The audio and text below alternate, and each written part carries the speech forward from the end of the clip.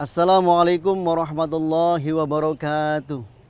Alhamdulillahirabbil alamin wa bihi nasta'inu ala umurid dunya waddin. Wassalatu wassalamu ala asrafil anbiya'i wal mursalin sayyidina wa maulana Muhammadin wa ala alihi wa sahbihi ajma'in. Amma ba'd. Netizen, pecinta kebaikan dimanapun berada yang dimuliakan Allah Subhanahu wa ta'ala. Apa perbedaan antara puasa dengan orang yang kelaparan?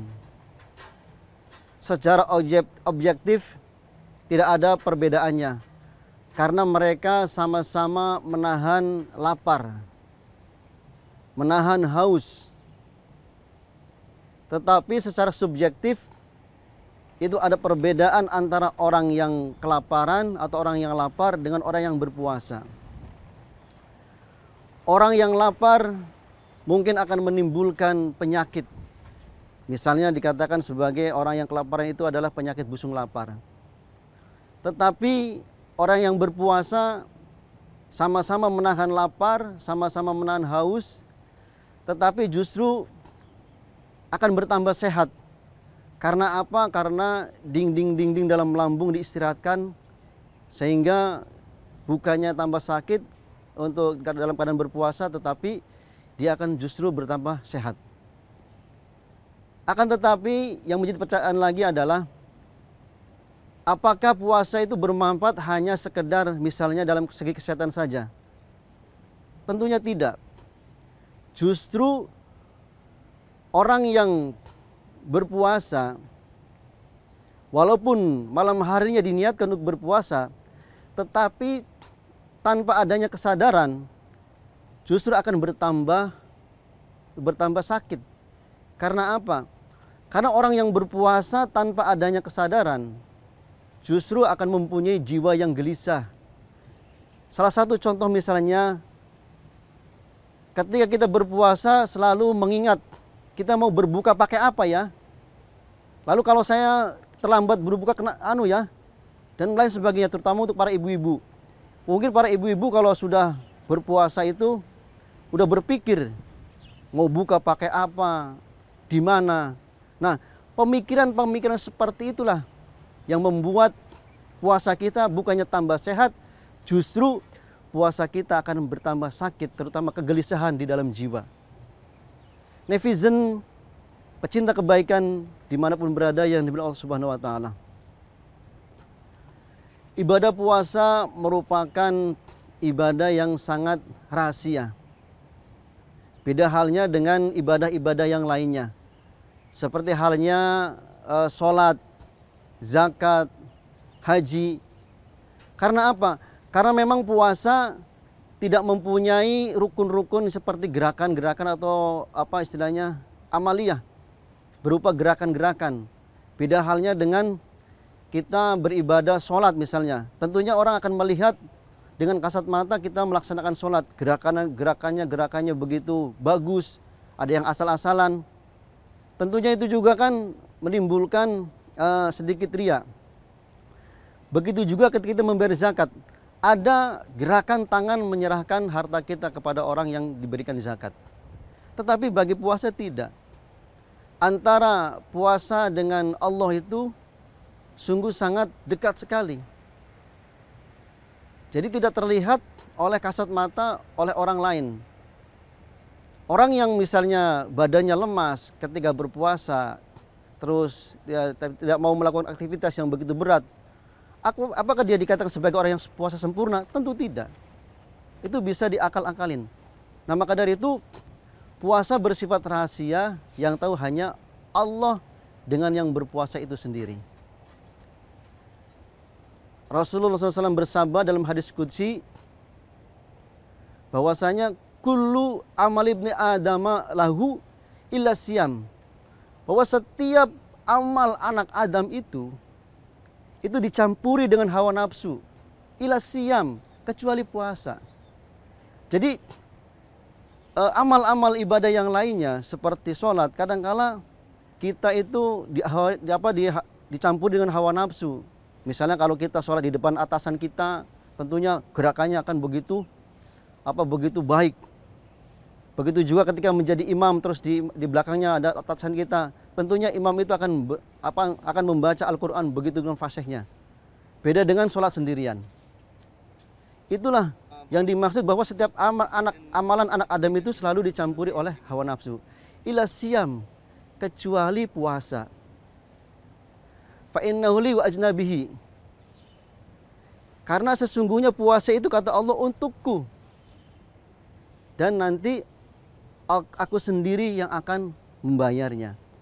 Jadi memang betul puasa itu adalah untuk mengenal Allah itu seperti itu. Jadi kita melakukan ibadah puasa semata-mata karena Allah Subhanahu wa taala. Dan nanti Allah sendiri yang akan menilai, akan memberikan pahala atau ganjaran bagi orang yang berpuasa. Netizen, pecinta kebaikan dimanapun berada yang dimiliki Allah Subhanahu wa taala. Lalu bagaimana dengan puasa kita yang pernah selama ini kita lakukan? Jadi semenjak kita akhir barik sampai dengan setua ini, apakah puasa kita itu hanya sekedar melakukan ibadah yang ritual saja tanpa adanya makna di dalam pelaksananya itu sendiri? Karena jauh-jauh hari baginda Nabi besar Muhammad SAW telah menyampaikan bahwasanya kam min shaimi laysa lahu min siyamihi ilal ju'i wal 'ats. Bahwasanya banyak orang yang berpuasa tetapi dia hanya mendapatkan lapar dan dahaga saja. Jadi banyak orang yang berpuasa tetapi hanya sekedar menahan lapar, mendapatkan lapar dan dahaga saja, tanpa adanya pahala apa-apa. Karena apa?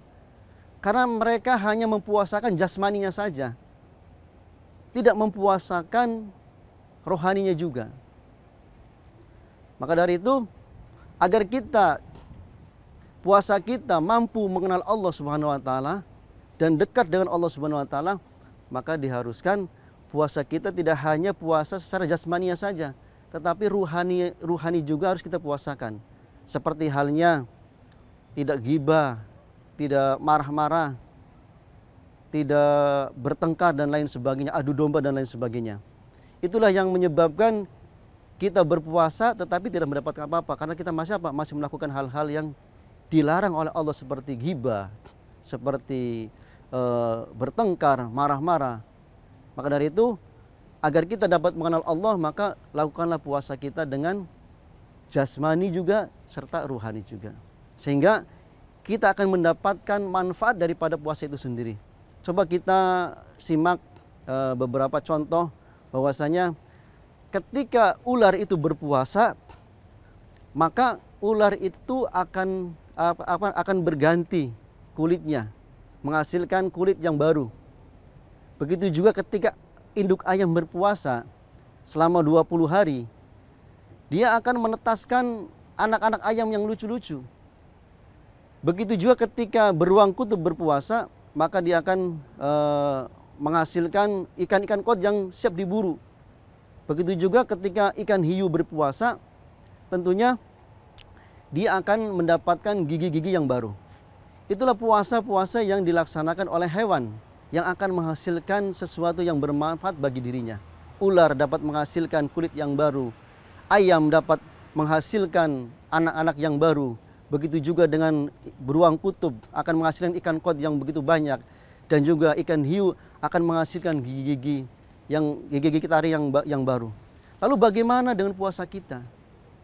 Tentunya puasa kita itu harus bermakna dan harus menghasilkan kebaikan. Di antaranya dari segi ibadah, tentunya kita akan rajin ibadah, akan menghindari perbuatan-perbuatan tercela, akan diri kita menjadi orang yang tawadu, tidak sombong, tidak takabur. Itulah salah satu hasil daripada puasa kita.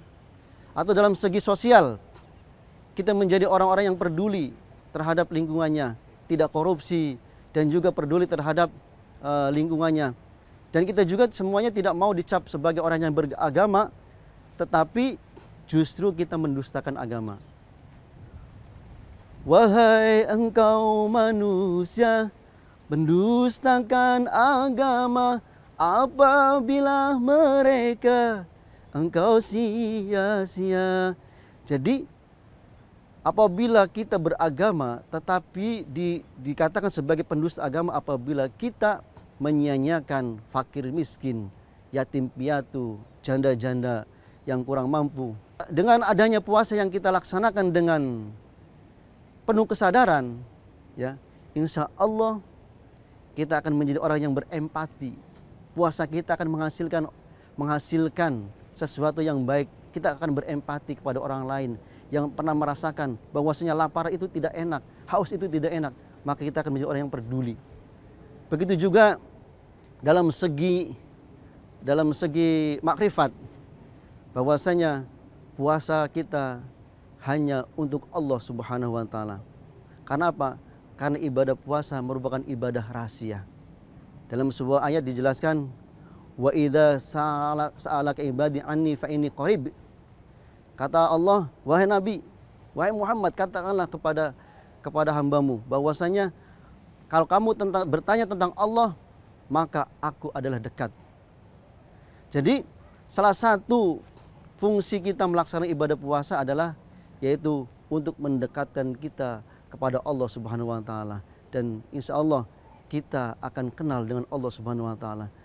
Demikian yang bisa sampaikan, mudah-mudahan bermanfaat dan juga mudah-mudahan kita tercatat sebagai manusia-manusia yang berpuasa dengan jasmani dan rohaninya, dan kita senantiasa mengenal Allah Subhanahu wa taala. Wallahu muwaffiq ila aqwamit thoriq. Wassalamualaikum warahmatullahi wabarakatuh.